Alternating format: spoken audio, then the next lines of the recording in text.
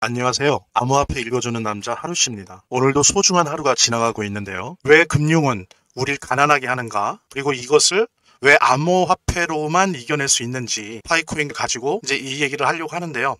뭐 사실 이거는 금융자본주의에서 자산 투자를 한다고 했을 때 예를 들면 주식 투자를 하더라도 파생금융 상품 투자를 하더라도 뭐 암호화폐 투자를 하더라도 모두 다 공통적으로 고민해야 될 내용이다 라고 볼 수도 있겠지만 뒤로 가면 암호화폐만이 왜 다른 자산 투자와 달리 지금 현재 금융자본주의 상황에서 계속적으로 진행되는 인플레이션 해지가 실질적으로 가능한 게 암호화폐뿐일 가능성이 높은 건지에 대해서 함께 공유하는 그런 시간 갖도록 하겠습니다. 영상을 시청해 주신 분들을 위해서 제가 여러분들의 동료 파이오니어로서 그 다음에 뭐 고래까지는 아니어도 파이코인의 새끼 고래로서 참치로서 항상 제가 오프라인에서도 제 지인들, 친척들, 가족들한테도 뭐 생일 때나 기념일 때 같은데 주로 코인을 선물을 많이 줘요. 그 다음에 여러 가지 사회활동을 하면서 새롭게 알게 되는 분들한테도 코인에 대해서 설명하고 뭐 해라! 라는 걸로 끝나지 않고 저는 선물을 주로 주거든요. 예, 제가 오늘 이 영상 들으신 분들에게 파이코인의 새끼 고래로서 그리고 참치로서 그 다음에 파이오니어로서 그 다음에 초기 파이오니어 캡틴으로서 제가 여러분들에게 영상을 보게 된 인연을 가지신 분들에게 무료 증정해 드리도록 할 테니까요. 처음 받으시는 분들은 요걸 계기로 해서 암호화폐에 대해서 공부할 수 있는 계기로 잡으시고요. 그러니까 그렇게 그런 의미로 선물 받으시기 바랍니다. 편안하게 제가 지금 안내해 드리는 방법으로 문자 주시기 바랍니다. 본 영상을 시청하시고 계시는 분들은 010-9627-320으로 부자라는 문자를 보내주시면 제가 말씀드린 코인 무료 증정해 드리는 거 옵션도 있고 순율 98%에 이 암호화폐 투자할 때 타점 검색기 무료 증정해 드리는 것도 있고요. 그 다음에 암호화폐 투자 전략을 담은 안내책자 보내드릴 거고요. 물론 본 영상의 고정 댓글에 보면 거기 링크가 있거든요. 그 링크를 통해서도 신청이 가능하고요. 자, 그럼 본격적으로 시작하도록 하겠습니다. 자, 저는 그렇게 잡아봤어요. 화폐는 이데올로기다. 그러니까 보통들 생각하는 게 화폐가 현실적인 가치가 있고 이런 식으로 생각들을 하잖아요. 근데 보면 화폐는 전적으로 이제 이전에 뭐 17세기, 18세기 역사를 봐도 그렇고 화폐는 사실상 그런 실체가 아니라 이데올로기입니다. 그러니까 나라가 예를 들면 조개 껍데기를 놓고 앞으로 이걸로 세금 인정해 줄게. 조개 껍데기로 세금을 내도 세금 낸 걸로 인정해 줄게. 라고 국가가 조개 껍데기를 화폐라고 인정하는 순간 조개 껍데기는 화폐가 되는 거예요.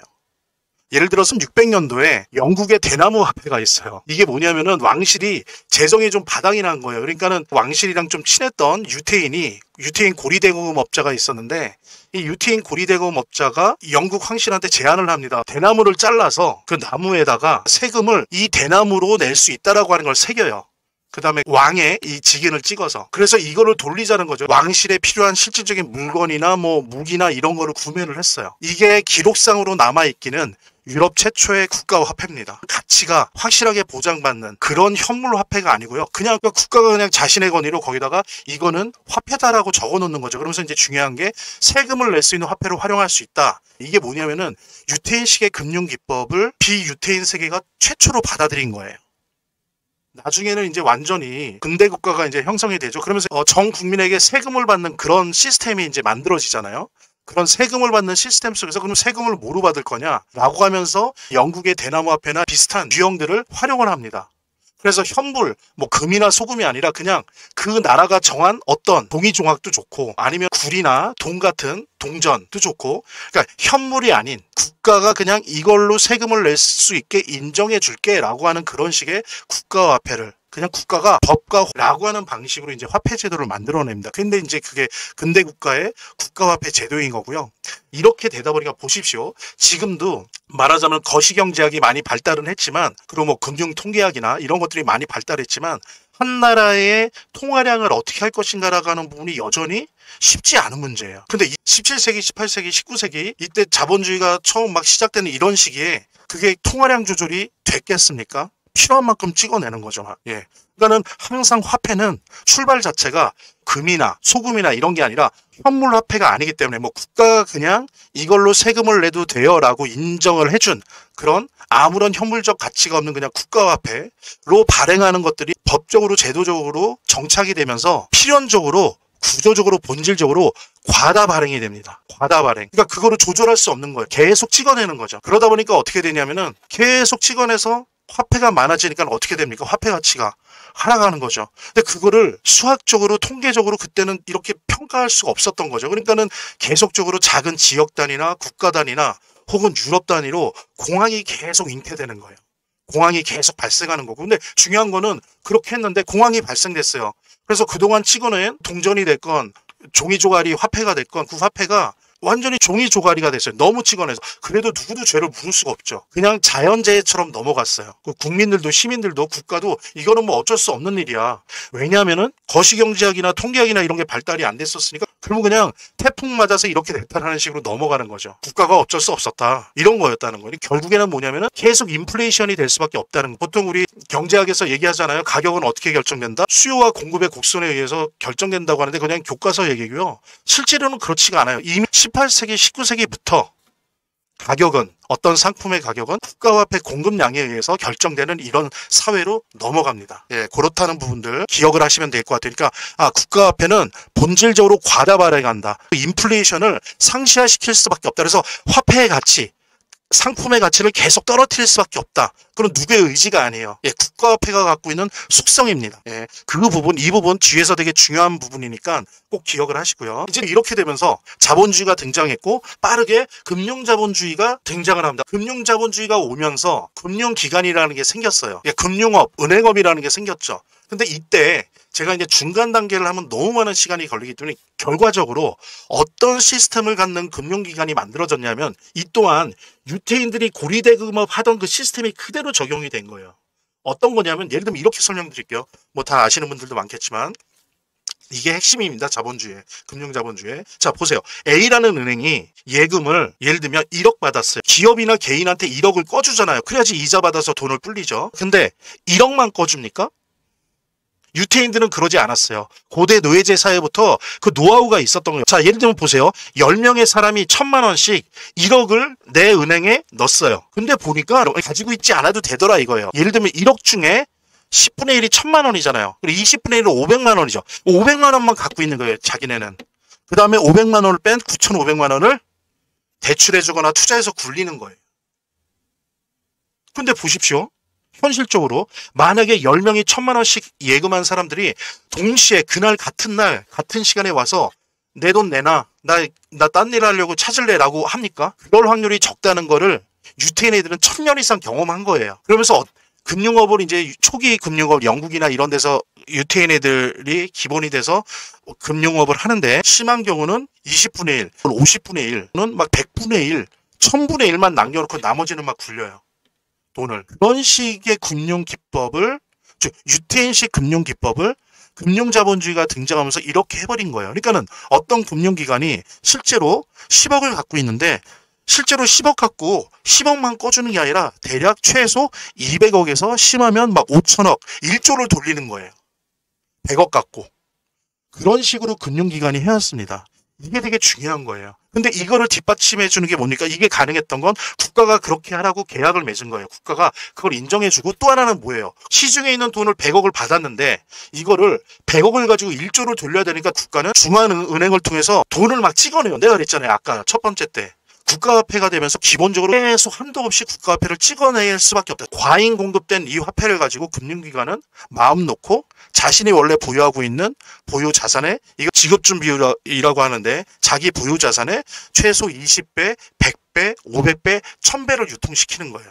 이게 자본주의 금융이잖아요. 이거는 개인이 성격이 나쁘거나 인성이 나빠서 이런 짓을 하는 게 아니에요.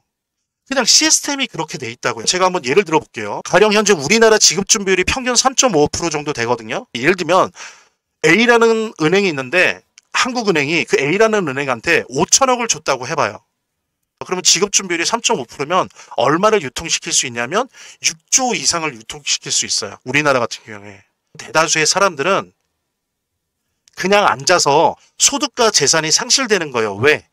인플레이션이 계속 있으니까요. 계속 돈의 가치는 떨어지잖아요. 그럼 내가 특정한 그 돈의 가치 상에서 얻었던 소득과 그 상에서 취득한 재산이 계속 앉아서 상실되는 거예요. 가치가. 그리고 상실분은 모두 다 금융기관을 통해서 그 금융기관 수단을 가진 사람들한테 다 이전되는 겁니다. 그래서 이거는 현대 경제학에서는 소위 말하는 진보 쪽 경제학이건 뭐라래요? 보수적 경제학이건 뭐 좌파 경제학이건 우파 경제학이건 금융에 대한 논의는 이 부분에 대한 거는 다 공유를 하고 있어요. 아, 이런 식으로 되는구나. 왜 그러냐면요. 바로 이러기 때문에 투자를 해야 될 필요성이 생기는 거거든요. 자, 보십시오. 그냥 앉아있으면 국가화폐가 금융기관과 중앙은행을 통해서 필요 이상 계속 유통돼요. 그 얘기는 뭡니까? 내 소득과 재산이 계속 내가 잃어버리지도 않았는데 계속 가치가 저하된다는 걸 의미해요. 그렇기 때문에 최소한 내 소득과 재산이 최소한 이 인플레이션을 이겨내야 된다라고 하는 필요성이 여기서 나오는 거죠. 그래서 자본 투자가 필요한 거죠. 자산 투자가 필요한 거고. 그래서 서유럽이나 뭐 북유럽, 그다음에 미국, 일본 같은 경우에는 그래서 자산 투자 산업이 금융 서비스업 분야가 커진 이유가 바로 그거예요. 그렇다고 나라나 금융기관이 돈을 안 찍어낼 수는 없잖아요. 안 찍어내는 순간, 누가 빚을 안 지는 순간 자본주의는 붕괴예요. 누군가가 빚을 지니까 이게 굴러가는 거거든요. 이게 참 역설적인 건데 그렇습니다. 시스템이, 이게 개인의 잘잘못의 문제가 아니에요. 시스템이 그렇게 돼 있기, 계속 찍어대고 누군가가 계속 빚을 져야 되고 그 빚을 갚아야 되고, 근데 모든 사람이 빚을 갚아버리면 자본주의는 멈춰요. 바로 이러한 금융자본주의의 특징 때문에 투자를 활성화해야 된다. 자본 투자를 활성화해야 된다. 그런 거예요. 예, 특히 그 사회가 자본주의 사회가 되면 될수록 제조업이 점점 없어지잖아요. 좋은 직장이 없어져요. 그러면서 점점 뭡니까? 임시직이 더 많아지고 플랫폼 노동자가 많아지고 미촉직이 많아지고 이러면서 그 소득의 불안정성이 온단 말이에요. 이거를 자본주의 안에서 해결할 수 있는 문제는 일단 사회적인 차원에서, 그다음에 개인 차원에서 자산 투자를 해야 된다. 이제 이렇게 갔던 겁니다. 이게 이제 말하자면은 서유럽 기준으로 하면은 90년대 초 중반 이후부터 시작된 IB 투자은행의 대대적인 그 어떤 육성과 함께 시작된 중산층과 서민층에서의 대대적인 자산 투자 산업을 육성했던 그런 이유인 거예요. 자, 근데 우리나라는 이제 이 역사가 좀 짧지만 압축적으로 하면서 우리는 빨리 이게 온 거예요. 이 시간이. 다른 나라는 막 이거를 100년, 200년 겪으면서 이게 왔는데 우리는 지금 이제 그거를 겪고 있는 겁니다. 본 영상을 시청하시고 계시는 분들은 010-9627-320으로 부자라는 문자를 보내주시면 제가 말씀드린 코인 무료 증정해드리는 거 옵션도 있고 수익률 98%에 이 암호화폐 투자할 때 타점 검색기 무료 증정해드리는 것도 있고요. 그 다음에 암호화폐 투자 전략을 담은 안내책자 보내드릴 거고요. 물론 본 영상의 고정 댓글에 보면 거기 링크가 있거든요. 그 링크를 통해서도 신청이 가능하고요. 제 동영상 화면 아래를 보면 이렇게 더보기란이 있습니다. 이 더보기란을 클릭을 하시면 다음 이런 화면이 나오는데요. 이 화면에서 모바일 링크가 있습니다. 이 모바일 링크 아래에 이 링크를 클릭을 하시면 이런 화면이 나오는데요. 여기서 이제 해당되는 웹을 클릭하시면 되는데 저 같은 경우에 아이폰이니까 사파리를 클릭하시면 됩니다. 그 다음에는 열기를 클릭하시면 되고요. 그 다음에 보면은 바로 이렇게 저절로 문자를 보낼 수 있게 되어 있습니다. 이렇게 보내기 버튼만 누르면 완료됩니다. 자, 이렇게 편하게 몇 번의 클릭만으로 문자를 편하게 보시는 거 활용하시고요. 구독자 및 시청자분들에게 간단한 안내 드립니다. 이 화면의 고정 댓글에 보면 구독자와 시청자분들에게 드리는 무료 혜택 설명이 있거든요. 여기 보면 암호화폐 투자 관련 서적이나 코인 무료 증정, 98% 성공 확률의 타점 검색기, 무료 증정 등의 혜택 설명이 있으니까요. 꼭 한번 봐주시기 바랍니다. 이랬을 때 이 부분을 제가 말씀드린 것처럼 극복을 하려고 자본 투자, 자산 투자라고 하는 금융 서비스 분야를 유럽과 미국이나 일본이 발전시켰잖아요. 그런데 이것도 한계가 오고 있어요. 왜 한계가 오고 있는지 알아요? 초기와 달리 지금은 이 자산 투자 분야, 그게 주식이 됐건 부동산이 됐건 너무나도 금융기관과 큰손들, 뭐 고래들 다 장악을 하고 있는 거예요. 그러니까 애당초 그 원래 취지대로 IB 은행들 막 나라가 국가가 막 허가해주고 너희들이 막 이런 거 하고 막 하라고 했던 초기의 취지는 그래요. 어느 정도 유지는 되고 있지만 많이 퇴색된 게 오히려 이 시스템을 오히려 금융기관, 여러 가지 형태의 금융기관과 오히려 고래들, 큰손들이 이거를 또 장악을 하게 되는 거죠. 그러니까는 원래 취지와 달리 중산층이나 서민들이 이걸 통해서 제조업이 없어지고 좋은 일자리가 없어지는, 이제 요즘은 AI나 로봇 때문에 없어지는데 어쨌든 그 미국이나 요기 기준으로 하면 그렇게 제조업이 없어지고 그러니까 좋은 일자리가 없어지고 가처분 소득이 떨어지니까 이걸 사회적으로 해결하기 위한 걸로 이제 말하자면 그런 자산 투자 금융 서비스업을 발전시켰는데 그거조차도 이제는 큰 금융기관과 큰 고래들과 큰 손들이 좌지우지하는 그런 영역이 돼버린 거예요. 그러니까 점점 이 시장에서, 자산 투자 시장에서 서민들이나 중산층들이 점점 설 자리가 적어진 거죠. 그러다가 그러다가 이것의 해결의 실마리를 잡은 게 바로 암호화폐 시장입니다. 암호화폐는요, 기존의 금융업이라고 하는 관점에서 보면은 반금융이에요. 안티 금융입니다. 근데 결국에 이게 새로운 금융인 건데 당장 기존의 금융이랑은 부딪히고 있어요. 즉 뭐냐면 국가나 주류 금융기관들이나 이 친구들이 예전에 부동산이나 주식이나 파생금융상품, 자원, 식량 이런 데를 뭐 가지고 노는 그런 수준이 안 돼요. 원래 블록체인 시스템에 그런 부분도 있지만 국가나 주류 금융기관들이 말하자면 전면적인 투자 시장으로 그동안에 인정해오지 않았던 거죠. 그러다 보니까 여기에 사실은 틈새 시장이 있었던 거예요. 그러니까 암호화폐는 아직은 국가화폐, 완전한 금융화폐 단계는 아직은 아니에요. 직전에 와 있어요. 그래서 제가 말씀드리는 게 더 늦으면 안 됩니다. 예, 더 늦으면 안 돼요. 이거 되게 중요한 얘기예요. 또 기회가 있겠지. 아니에요. 지금 왜 그러냐면 제가 지난번 제 그 라이브를 보신 분들은 아시겠지만 이제 국가와 금융이 블록체인과 암호화폐를 혼용하는 단계로 들어갔어요. 이 얘기는 뭐냐면 기존의 주식시장이나 기존의 부동산 시장이나 기존의 자원시장 이런 시장 큰 손들이 자신의 장악력을 발휘했던 그런 것들이 암호화폐도 좀 있으면 시작된다면 그 전에 여러분들은 자기 자리를 찾아갖고 투자를 해야 됩니다. 그러니까 국가 기관들이 지배하는 영역이 완료되기 전에 들어가서 자기 자리를 만들어내야 돼요. 안 그러면 또 몇 년 지나면 그들만의 리그가 돼서 지금이나 과거보다 수익률이 떨어질 수도 있어요. 그 전에 국가 기관들이 지배하는 이 암호화폐 영역이 블록체인 분야가 지배하는 완벽하게 지배하는 영역이 되기 전에 여러분들 들어와야 되고 또 이미 들어왔더라도 그 영역을 조금씩 정말 생활하는 거 아껴 쓰시고 쓸데없는 소비 줄이셔서 여기에 자기 자리를 깃발을 꽂아놔야 돼요. 지금 이렇게 쌀 때 나중에 두고두고 후회할 거예요. 아유 뭐 제2의 비트코인, 제3의 비트코인 생기겠지. 아니라니까요. 제 라이브 1편부터 11편까지 보세요. 특히 지난번에 달러 스테이블 코인, 지니어스 제가 해설한 라이브 보세요. 국가 금융기관이 지금 목전에 와 있어요. 암호화폐 시장까지 잡으려고. 그래도 우리가 예전의 금융과는 다르다라고 하는 부분이 있는 거는 국가 기관들이 지배하는 영역이 되어도 끊임없이 탈중앙화되는 영역이 생성되고 확대될 거예요. 이런 부분이 근데 과거보다는 그 속도나 영역이 크진 않겠죠. 근데 블록체인의 성격상 국가나 금융기관이 블록체인을 완벽하게 통제한다는 건 불가능하거든요. 예.